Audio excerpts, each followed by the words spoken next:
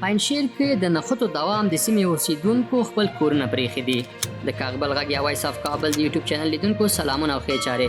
د بشپړ راپور لپاره د دې ویډیو تر پایه راسره اوسئ. په پنجشیر کې سیمه ییز مسؤلان وایي چې دغه ولایت په رخه ولسوالۍ کې د احمد مسعود په مشرۍ مقاومت جبهې او طالبانو ترمنځ نښته روانه ده. د سرچینو په وینا د طالبانو سره د مقاومت جبهې ځواکونو نښته د جمعې ورځ د غرمې وروسته پیل شوې ده. د پیښې شاهدان وایي چې په دغه نښتو کې څو تنه طالبان مړه او ټپیان شوي دي. د دوی په وینا د طالبانو رنجر موټرو ټپیان او مړي د انابې روغتون ته لیږدولي دي. سرچینې زیاتوي چې د دغو نښتو له امله د رخې ولسوالۍ د حصارک او ګل زنګل کلیو یو شمېر اوسیدونکي بې ځایه شوي دي. اخوا د پنجشیر سیمه ییز مسؤلان دا ادعا رد کړې او وایي چې په پنجشیر کې کوم مقاومت نشته.